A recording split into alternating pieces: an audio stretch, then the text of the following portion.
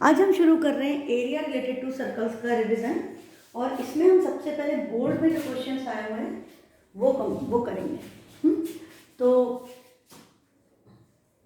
ये 2018 में क्वेश्चन आया है, find the area of the shaded region in figure 3 where arcs run with centre A B C D intersect in pairs at midpoints P Q R S. ये जो shape है ये आपका square of a square A B C D of side 12 और पाई की value आपको use करनी है 3.14। तो बेटा स्क्वायर की साइड यदि 12 दी है तो आपको क्या पता है, ये इस क्वाड्रेंट की रेडियस है, ये इस क्वाड्रेंट की रेडियस है। This is equal to 2r, 2 times radius equal to side of square because there are 2 circles जो एक दूसरे को टच कर रहे हैं। तो 12 इक्वल टू 2 टाइम्स रेडियस, तो रेडियस आपकी क्या आ गई 6। तो क्वाड्रेंट की रेडियस आ गई है 6। अब हमें एरिया ऑफ शेडेड पोर्शन निकालना है, मतलब हम क्या करेंगे, इस स्क्वायर के एरिया में से चारों क्वाड्रेंट का एरिया सबट्रैक्ट करेंगे। अब आपको एमसीक्यू के लिए करना है, तो आपको पता है कि 4 क्वाड्रेंट का एरिया मतलब एक सर्कल का एरिया। तो हम डायरेक्टली क्या कर सकते हैं, area of square minus area of circle. हाँ, यदि डिस्क्रिप्टिव होता तो हम प्रॉपर ढंग से लिखते हैं, 4 टाइम्स एरिया ऑफ क्वाड्रेंट लिखते हैं, तब हम एक सर्कल नहीं लिखते क्योंकि वो टेक्निकली इनकरेक्ट होता। पर अभी आपको एमसीक्यू में करना है, तो यू अंडरस्टैंड द कंसेप्ट कि स्क्वायर में से आपका 4 क्वाड्रेंट का एरिया मतलब एक सर्कल के एरिया के इक्वल एरिया माइनस होगा। ए आपकी 12 है, 12 का स्क्वायर हो गया 144, पाई हमको गिवन है 3.14 तो वही रखना है, और रेडियस हमारी है 6, 6 का स्क्वायर 36। तो अभी कैलकुलेशन आप कर लेंगे। यह कैलकुलेशन चलो अच्छा कर ही लेते हैं। तो 144 सॉरी ये 3.14 को मल्टीप्लाई करना है 36 से, तो 3.14 इंटू 36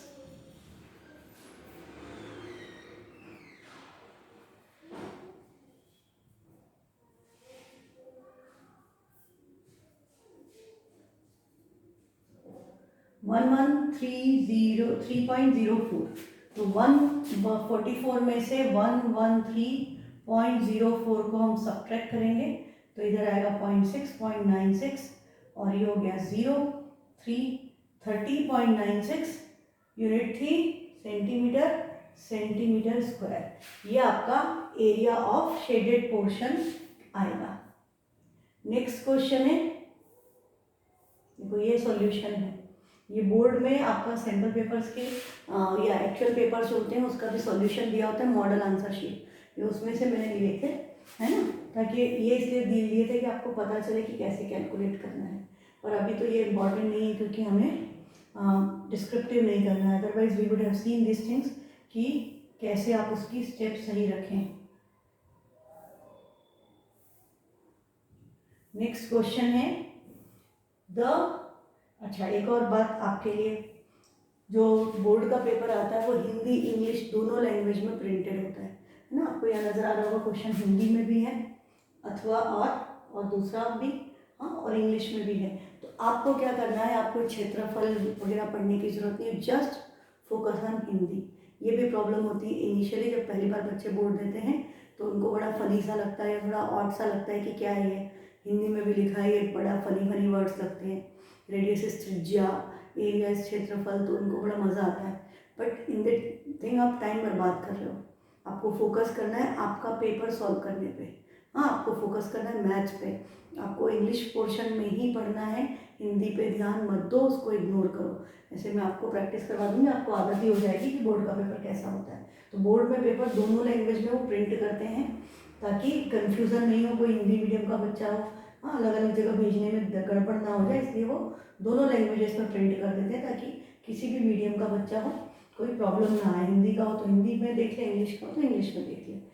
अब आपका ये क्वेश्चन क्या कह रहा है, the short and long hands of a clock are 4 centimetre and 6 centimetre long respectively.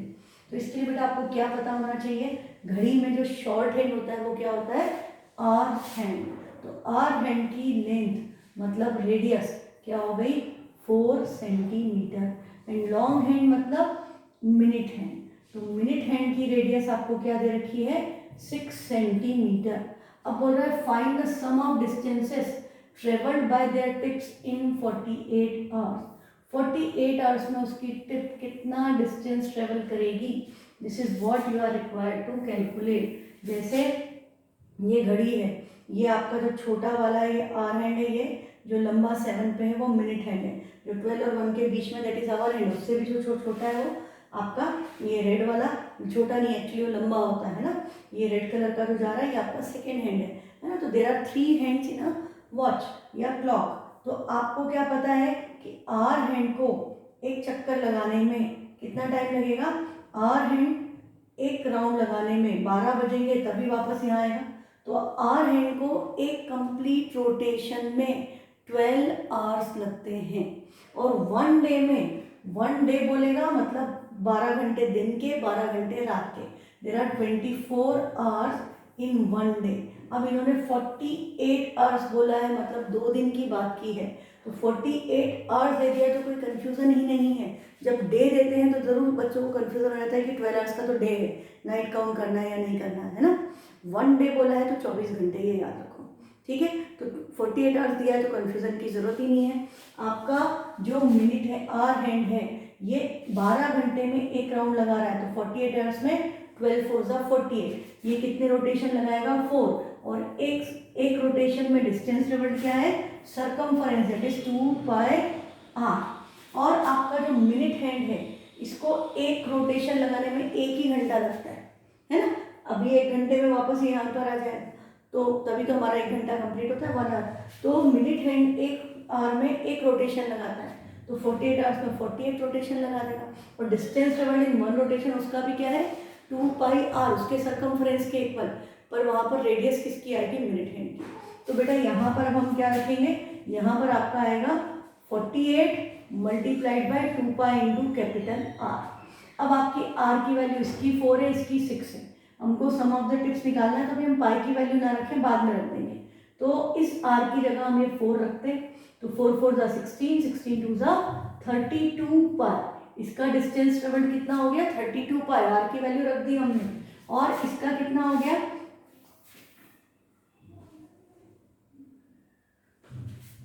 ये डिस्टेंस आपका कितना हो गया, ये आर है 6, तो हम इसकी जगह पर रखेंगे 6, तो 48 2 ज़ा 96, 96 6 ज़ा 576, 576 पाई। अब हमको total distance travelled by both the hands निकालना है, तो हम दोनों को ऐड कर दें, तो 6 + 2 8, 7 + 3 10, कैरी 1 608। और पाई की जगह यहाँ पर 3.14 नहीं दिया है, तो हम वैल्यू क्या रखेंगे 22/7। 7 से इसको कैंसिल करें तो 7 8 ज़ा 56 बचेगा 4, 48 7 6 ज़ा 48 बचेगा 660, 7 8 ज़ा 56 बचेगा 4, दैट इज 7 5 ज़ा 35। 86.85 इंटू 22, 86.85 मल्टीप्लाइड बाय 22, ये 5 का मल्टीपल है, वो 2 का मल्टीपल है, तो डेसिमल हटाने में समझदारी है। तो हम एक 10 कैंसिल कर देंगे, डेसिमल हटाएंगे, एक 2 से ये कैंसिल 11, ये आ गया आपका 50, एक 5 से ये कैंसिल होगा, 10 ज़ा 5 1 ज़ा 5 बचेगा 3, 36 5 7 ज़ा 35, 1 18 5 3 ज़ा 15, 1 5 3 ज़ा 15। अब सिंपली एक डेसिमल शिफ्ट कर देना इस 10 के लिए, तो 1733 को 11 से मल्टीप्लाई करना है, तो 1733, और एक बार और यही आएगा 1733, ऐड कर दे 1906.3, डेसिमल एक प्लेस छोड़ के, और लेंथ थी सेंटीमीटर में, तो आंसर क्या आएगा 1906.3 सेंटीमीटर। और यदि हम इसको मीटर में कन्वर्ट कर दें तो आंसर आएगा 19.063 metre. Distance travelled by tip of both the hands is, जो भी यूनिट में गिवन हो, 19.063 सेंटीमीटर या मीटर। अच्छा, अब इसकी चॉइस बचा, ये इसका सॉल्यूशन इन्होंने पाई में ही छोड़ दिया है, 608 पाई लिख करके पाई में ही छोड़ दिया है। पर हमको यदि आंसर पाई में दिखे, आपको एमसीक्यू में पाई में नजर आ जाए तो पाई में ही कैलकुलेट करो, ऑप्शंस में देख लो। हाँ, यदि पाई में ना हो तो फिर आपको सब्स्टिट्यूट करना पड़ेगा। नेक्स्ट क्वेश्चन है, the side of a square is 10 centimetre, find the area between inscribed and circumscribed circles of the square. एक स्क्वायर है, उसकी साइड है 10। अब एक सर्कल इसके अंदर है, एक सर्कल इसके बाहर है। जो सर्कल अंदर है मतलब वो भी ऐसे चारों साइड को टच करेगा, जो बाहर है वो भी इस तरह से इसके चारों कॉर्नर्स को टच करेगा। मुझे कलर अलग ले लेना चाहिए था। जो बाहर है वो कॉर्नर्स को टच करेगा, जो अंदर है वो साइड्स को टच करेगा। ठीक है, तो जो अंदर बना है that is known as inscribe, जो बाहर बना है उसको हम क्या कहते हैं, सर्कमस्क्राइब। तो अब आपको बोला है कि स्क्वायर की साइड तो 10 है, एरिया निकालो बिटवीन इंस्क्राइब एंड सर्कमस्क्राइब। इन दोनों सर्कल के बीच का area, find the area between the inscribe and circumscribe circle, मतलब हमें इस रिंग का एरिया निकालना है। एक्चुअली में आपको सिंपली इस रिंग का एरिया ही कैलकुलेट करना है। ठीक है, तो एक सेकेंड में गेट को बंद कर दूँ, ये बहुत ही आवाज़ कर रहा है। ये आपका क्या होगा, इसमें एरिया निकालना है आपको दोनों के बीच का, तो आपको दोनों की रेडियस निकालना पड़ेगी दोनों केसेस में। तो रेडियस निकालने के लिए आप क्या करेंगे, रेडियस निकालने के लिए हम सिंपली स्क्वायर की साइड पे फोकस करेंगे। जो इंस्क्राइब्ड है उसका डायमीटर स्क्वायर की साइड के इक्वल होगा, और जो अंदर बाहर बना है उसकी डायगोनल, उस स्क्वायर, उसके लिए स्क्वायर की डायगोनल डायमीटर के इक्वल होगी, है ना। तो आपको साइड क्या दी है,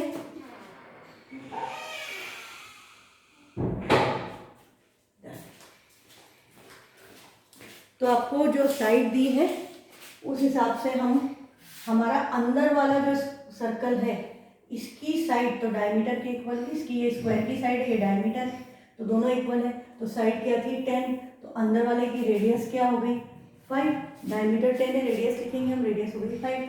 बाहर वाले के लिए ये डायगोनल है ना, स्क्वायर की डायगोनल इसका डायमीटर, स्क्वायर की डायगोनल का फॉर्मूला क्या है, √2 इंटू साइड दैट इज 10√2। तो ये उसकी बाहर वाले सर्कल की डायमीटर है। रेडियस निकालोगे तो बेटा डिवाइड बाय 2, तो इसकी वैल्यू क्या आ गई, आउटर रेडियस आ गई 5√2। अब हमसे तो बिकॉज ये एरिया ऑफ रिंग ही पूछा है इस पर्टिकुलर क्वेश्चन में कि बिटवीन, तो हम क्या करेंगे, दोनों के एरिया का डिफरेंस, एरिया ऑफ रिंग का ही फॉर्मूला लगा देंगे, पाई r² माइनस r²। तो आपका पाई तो 22/7, r², 5√2 का स्क्वायर क्या होगा, 5 का स्क्वायर 25, √2 का स्क्वायर 2, 25 2 जा 50, माइनस स्मॉल r इज 5, 5 का स्क्वायर 25, तो 50 माइनस 25 इज 25, तो वैल्यू क्या हो गई 22/7 इंटू 25, 25 2 जा 50, 25 2 जा 50, 550 डिवाइडेड बाय 7। या तो ये आंसर है, या हम इसको डेसिमल में कर ले तो डिवाइड कर दो, तो क्या हो गया 7 8 जा 56, तो 7 7 जा 49, 56 बचेगा, हाँ तो 60, 7 9 जा 63, तो 7 8 जा 56 बचेगा 4, तो हो गया 7 5 जा 35 बचेगा 5, 7 7 जा 49, 78.57 centimetre square. This is the difference between the area inscribed and circumscribed. ये इन्होंने इसका आंसर भी पाई की टर्म में लिखा है, मॉडल आंसर शीट में they have written this answer also in terms of pi. तो आप पाई की टर्म में भी आपको ये देखना पड़ेगा कि एमसीक्यू में आपको पाई की टर्म्स में नजर आ रहा है तो काम आसान हो गया, है ना। Otherwise we are required to solve it completely like I have done, या तो फ्रैक्शन में आंसर हो तो आप आंसर को देख लो। एमसीक्यू में ये एडवांटेज हो जाता है कि तुम्हें सोचना नहीं पड़ता कि आंसर क्या लाना है। यदि फ्रैक्शन में लिखा है तो 550/7, पाई में लिखा है तो 25 पाई आ गया था हमारा, ये 25 इंटू पाई, और डेसिमल में निकालना है तो 78.57। What ever the values you can solve accordingly. Next है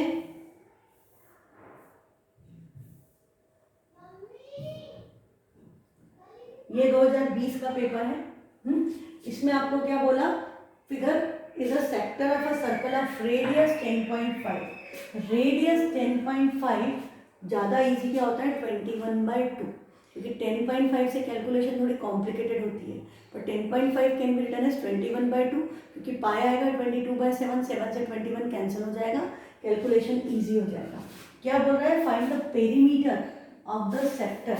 हमको इसकी रेडियस दी है, एंगल नजर आ रहा है 60 डिग्री, और हमको इसका पेरीमीटर निकालना है। तो पेरीमीटर कैसे निकलेगा, ये तो आपकी रेडियस है, ये भी आपकी रेडियस है, and this is length of arc, है ना। इस length of arc plus 2 times radius, that will be the perimeter of this sector. Pi की वैल्यू 22/7 लेंगे तो 2r plus length of arc का फॉर्मूला क्या था, θ/360 इंटू 2πr, ये आपका फॉर्मूला है। You can see 2r common है, आप चाहे तो 2r कॉमन लेकर के भी कैलकुलेशन कर सकते हैं कि आपने 2r कॉमन लिया, तो यहाँ बचेगा 1, थीटा इज 60, तो 60/360 इज एक्चुअली 1/6, 2 और r चले गए, पाई की जगह 22/7, तो पर रेडियस 7 से मल्टीपल है तो कैलकुलेशन आसान होगी यदि अंदर ही रखोगे, कॉमन मत लो फिर। तो r 21/2 थी, तो 2r यहाँ पर क्या हो गया, 2 इंटू 21/2, 2 कैंसल, बचा 21, तो यहाँ पर मैं इसकी जगह पर 21 और यहाँ पर भी क्या आएगा मल्टीप्लाइड बाय 21, तो 7 3 ज़ा 21, 3 2 ज़ा 6, 2 से कैंसिल हुआ 11, तो वैल्यू क्या आ गई 21 प्लस 11 दैट इज 32 सेंटीमीटर, ये आपका पेरीमीटर आ जाएगा। ठीक है, कैलकुलेशन तो जैसे अच्छी लगे, जैसे इजी लगे वैसे करो, तो ये आपका 32 सेंटीमीटर। ठीक है, नेक्स्ट है the area of circular playground is 22176 centimetre square, find the cost of fencing the ground at the rate of ₹50 पर मीटर। हमको सर्कुलर प्लेग्राउंड का मतलब सर्कल का एरिया गिवन है कि एरिया इतना है और हमें कॉस्ट ऑफ फेंसिंग निकालनी है, मतलब कॉस्ट ऑफ फेंसिंग किस पे होगी, फेंसिंग सर्कमफरेंस पे होगी, तो हमें सर्कमफरेंस निकाल करके मल्टीप्लाई करना है 50 रुपीज़ से to calculate cost of fencing. Concept समझ में आ गया। अब हम क्या करेंगे, हमारा एरिया 22176 है, तो एरिया क्या होता है pi are square, this is equal to 22176, तो आर स्क्वायर की वैल्यू क्या हो गई 22176 divided by pi, pi is 22, upon का 7 कहाँ चला गया न्यूमरेटर में, तो अपॉन का 7 आपका चला गया है न्यूमरेटर में। अब हमको क्या नजर आ रहा है कि ये नंबर 22 से डायरेक्टली कैंसिल होता है, 22 1 ज़ा 22 एंड 22 8 ज़ा 176, पर यहाँ पर ध्यान क्या रखना पड़ेगा, 22 1 ज़ा 22 हुआ, फिर ये 1 डिवाइड नहीं होगा तो 0, फिर 7 भी डिवाइड नहीं हुआ तो एक और 0, फिर 176 इज 22 8 ज़ा, तो 1008 आएगा। आप सिर्फ 18 या 108 लिख दोगे तो कैलकुलेशन रॉन्ग हो जाएगी। अब ये 1008 आया, इधर 7 है और इधर आर स्क्वायर है, means I need to take square root, तो instead of multiplying the numbers I will see if 1008 is divisible by 7, तो हमारा परफेक्ट स्क्वायर आ जाएगा यदि 7 आ गया और कुछ और परफेक्ट स्क्वायर आ गया तो हम 1008 को 7 से डिवाइड करें, 7 1 ज़ा 7 बचेगा 3 30, 7 4 ज़ा 28 बचेगा 2 28, 7 4 ज़ा 28, 144 इंटू 7 इंटू 7, आर स्क्वायर की वैल्यू आपकी ये हो गई। तो अभी क्या नज़र आ रहा है कि 144 तो परफेक्ट स्क्वायर है 12 का, तो यहाँ से 12 आ गया, 2 7 थे, एक 7 आ गया, तो आपकी रेडियस क्या हो गई 12 7 ज़ा 84।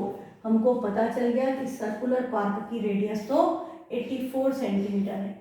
अब हमें क्या निकालना है, फेंसिंग की कॉस्ट, तो 2 पाई, पाई इज 22/7 और रेडियस की जगह में 84 या 12 7 ज़ा लिख दूँ तो कैलकुलेशन 7 7 डायरेक्ट आंसर।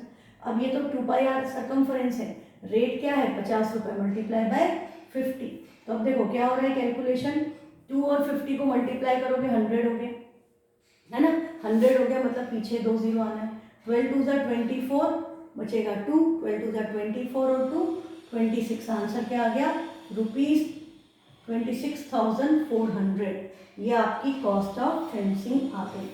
ठीक है, this is how you should calculate this. तो रेडियस इन्होंने निकाली, कॉस्ट ऑफ फेंसिंग 264, 50 पैसे था क्या, 50 रुपये है पर मीटर, 50/100 नहीं होगा, फिर 50 पर मीटर। ओह यस, क्या गलती हुई, एक मिस्टेक हो गई, ये सेंटीमीटर में था और ये मीटर में है, तो ये एरिया जो आपकी ये रेडियस आई वो सेंटीमीटर में है, इसको मीटर में कन्वर्ट करोगे तो डिवाइड बाय 100, मैंने इस पर ध्यान नहीं दिया, तो आपकी कॉस्ट क्या आएगी 264 रुपीज़। यूनिट्स का बहुत अलर्ट रहना, units should be same.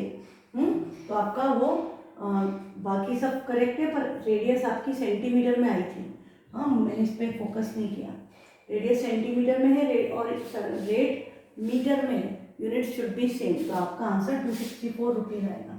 Next question ये आपका एनसीईआरटी का ही क्वेश्चन है, तो इसको तो बताने की ज़रूरत नहीं होना चाहिए कि ये आपका डायमीटर है, तो angle in semi circle is right angle, ये 90 हो गया, ये साइड 24 है और ये साइड 7 है, पाइथागोरस लगाओगे ये आ जाएगा 25।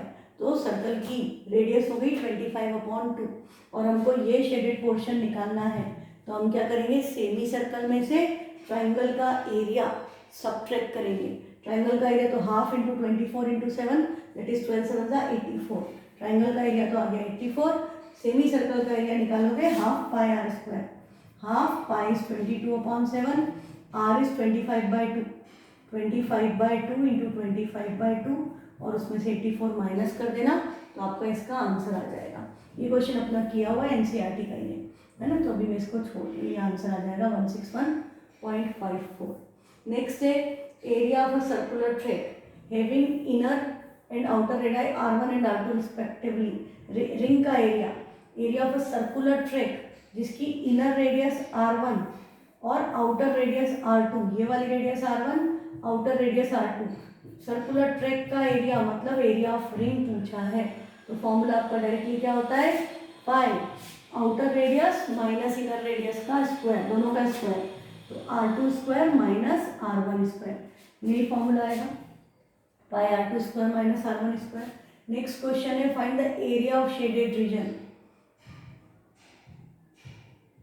Find the area of shaded region, ये भी आपका एनसीईआरटी का क्वेश्चन है बेटा। ये सेक्टर है और इसमें से ये वाला सेक्टर माइनस कर दें तो ये शेडेड पोर्शन आ जाएगा। तो हम यहाँ भी रिंग वाला ही कंसेप्ट लगा देंगे कि थीटा और पाई तो सेम ही रहेगा, थीटा/360 मतलब 40/360, पाई की वैल्यू नहीं दी है मतलब 22/7 और अंदर R square minus R square और हमें रेडियस क्या दिए 7 एंड 14, तो 14 स्क्वायर माइनस 7 स्क्वायर, 49 जा तो 22/9 इंटू 7 और इसको हम एक बार प्लस एक बार माइनस कर दें, a minus b a plus b, तो 14 minus 7 is 7 and 14 plus 7 is 21। 7 से 7 कैंसल, 3 3 9, 3 7 21, 22 7 154 डिवाइडेड बाय 3, तो आंसर क्या होगा 3 5 15, 3 1 3, फिर बचेगा 1 मतलब 0.333, 51.3 बार या 154/3 और यूनिट क्या होगी सेंटीमीटर स्क्वायर।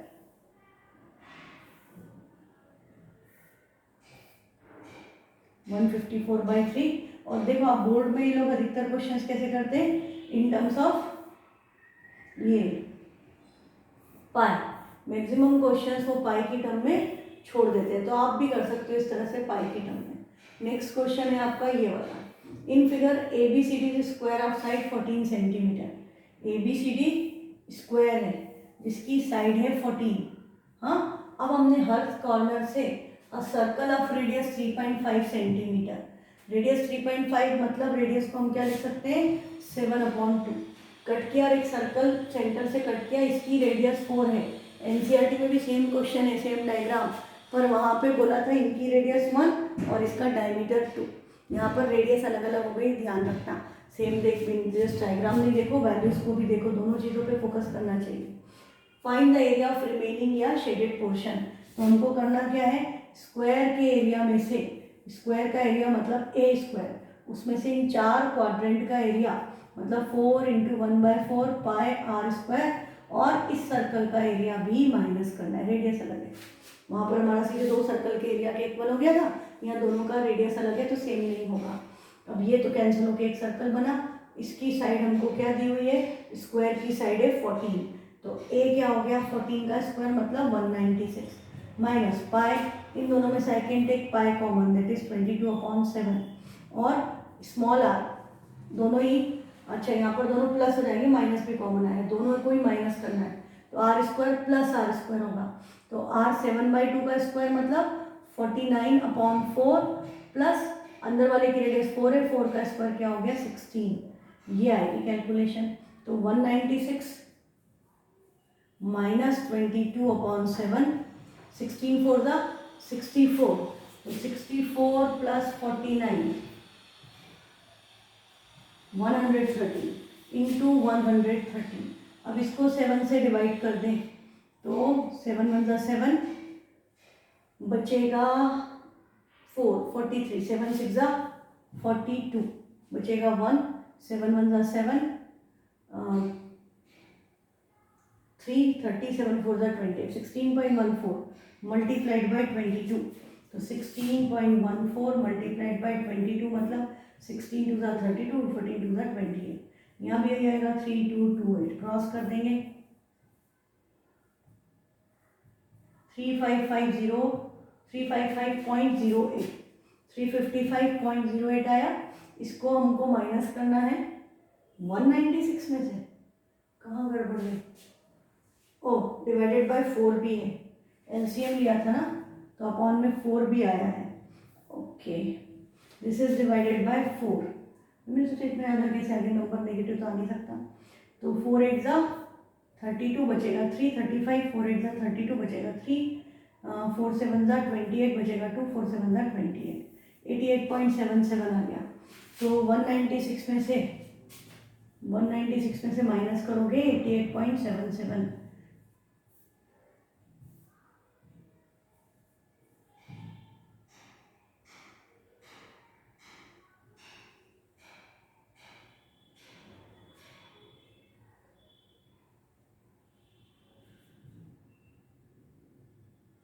107.23, 107.23, ये इनका कैलकुलेशन इन्होंने अलग अलग निकाला, और 107.22 डेसिमल के बाद के बेस का फर्क पड़ जाएगा, वो तो आपको आंसर देख के आइडिया लग जाएगा कि क्या आ रहा है ना।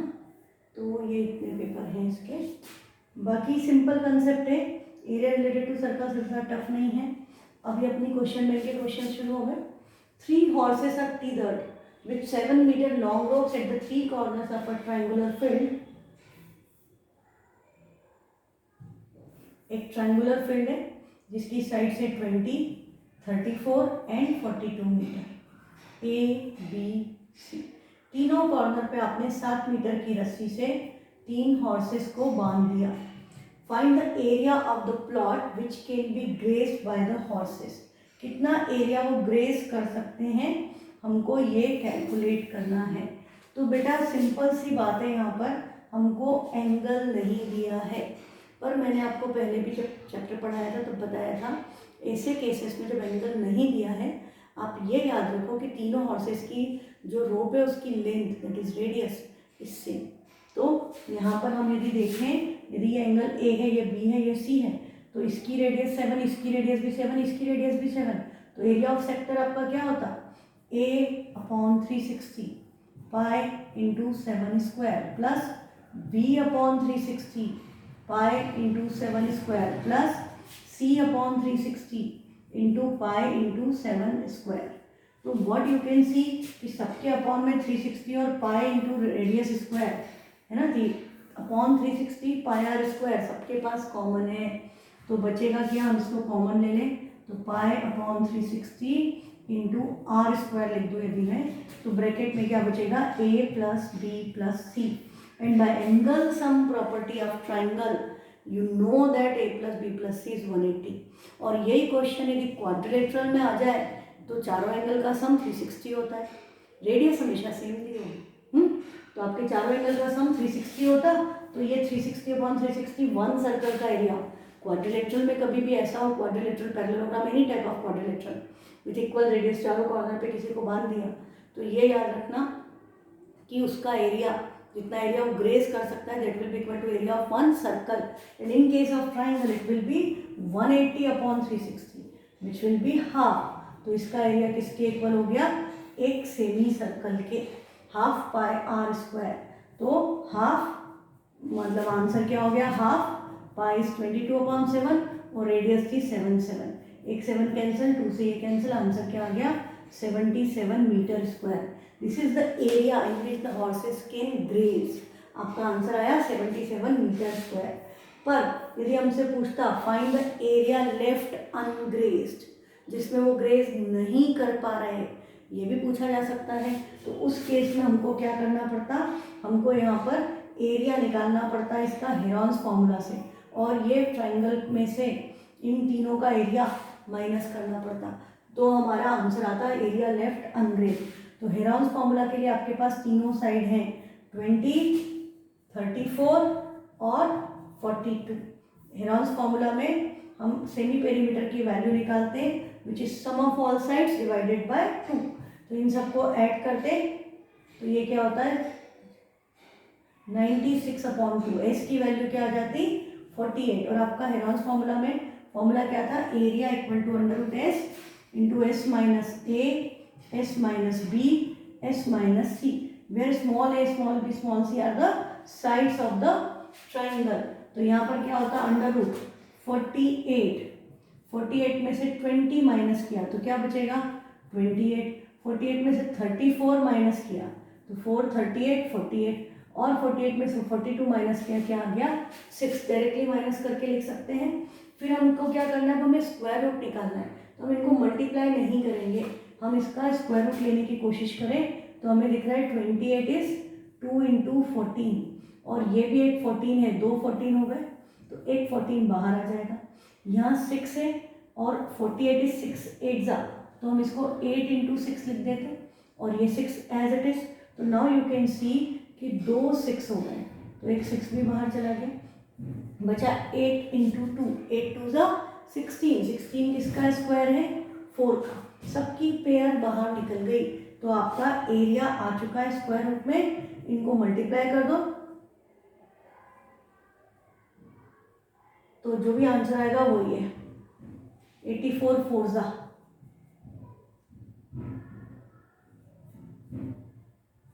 336। तो आपका एरिया क्या आ गया ट्राइंगल का 336। उसमें से 77 वाले में ग्रेस कर पा रहा है, तो जो बचा वो क्या हो गया 336 माइनस 7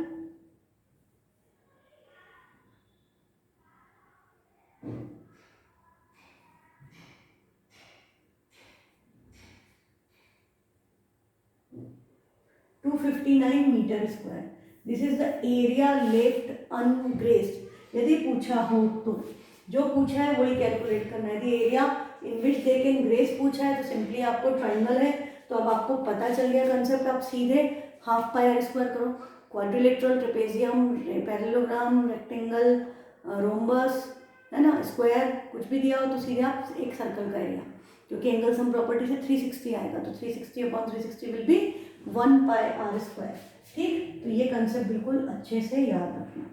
नेक्स्ट क्वेश्चन है, in the figure ABCD is a trapezium of area 24.5 square centimetre. ये भी बोर्ड में आया हुआ है ना, आपको ABCD एक ट्रेपेजियम ही दे दिया है और ट्रेपेजियम का एरिया मेंशन है कि इसका एरिया तो 24.5 है। तो आपको याद हो तो एरिया ऑफ ट्रेपेजियम का फॉर्मूला क्या होता है, area of trapezium equal to half into sum of parallel sides. हम पैरेलल साइड्स को ए और बी बोल दें तो sum of parallel sides into उन दोनों के बीच का डिस्टेंस या height, half sum of parallel sides into distance between them या देयर हाइट। ठीक है, तो हमारा ये फॉर्मूला है। अब हमको क्या करना है कि यहाँ पर बोला है AD पैरेलल है BC के, ये वाली लाइन इसके पैरेलल है और एंगल DAB 90 है, ये एंगल 90 है, मतलब यही हाइट हो गई AB। AD की वैल्यू 10 है, this is 10 and BC is 4, ये वाली साइड 4 है। तो if ABE is a quadrant, ABE quadrant है तो area of shaded reason calculate करो। तो एरिया ऑफ शेडेड रीजन मतलब हमें क्या करना है, ट्रेपेजियम के एरिया में से इस क्वाड्रेंट का एरिया सब्ट्रैक्ट करना है। पर चक्कर क्या है, क्वाड्रेंट की रेडियस नहीं पता। ट्रेपेजियम का एरिया तो पता है पर क्वाड्रेंट की रेडियस नहीं दी। पर हमें क्या पता है कि क्वाड्रेंट की जो रेडियस है वो एक्चुअली इस ट्रेपेजियम की हाइट है क्योंकि एंगल 90 है और हमें दोनों पैरेलल साइड्स ए और बी की वैल्यू पता है 4 और 10। तो हम इस फॉर्मूले में रख देंगे 24.5 equal to half 10 + 4 multiplied by height. ये 2 गया उधर मल्टीप्लिकेशन में तो, और 10 + 4 14, तो 14/2 डायरेक्ट करके 7, तो 24.5 divided by 7 equal to height. 7 3 जा 21, बचेगा 3, 7 5 जा 35। तो आपकी हाइट क्या आ गई 3.5 या 7/2 और इस क्वाड्रेंट की रेडियस भी क्या हो गई 3.5 या 7/2। तो एरिया ऑफ क्वाड्रेंट हम कैलकुलेट करें तो एरिया ऑफ क्वाड्रेंट की वैल्यू क्या आएगी 1/4 pi are square, that is 1/4 pi 22/7 radius 7/2 into 7/2, ये 7 से 7 कैंसिल, 2 से ये कैंसिल, ये आ गया 77/8। तो आपकी वैल्यू आई 77/8। इसको डेसिमल में कर लीजिए। अब आपको पता है सब चीज़ें कि हम इसको 125 से मल्टीप्लाई करके 3 प्लस डेसिमल भी शिफ्ट कर सकते हैं, या सीधे 8 से डिवाइड कर दो, ज़्यादा ईजी पड़ेगा। 8 9 जा 72, बचेगा 5, तो 50, 8 6 जा 48, बचेगा 2, 8 2 जा 16, बचेगा 4, 8 5 जा 40। तो 9.625 क्वाड्रेंट का एरिया है, और ट्रेपेजियम का एरिया आपका कितना था 24.5। तो एरिया ऑफ शेडेड पोर्शन के लिए हम क्या करेंगे, area of trapezium minus area of quadrant which is 9.625। तो ये लाइक डेसिमल 75, 15 माइनस 7 8, तो 23 माइनस 9 14.875 सेंटीमीटर, सब कुछ था तो सेंटीमीटर स्क्वायर, ये आंसर आ जाएगा आपका।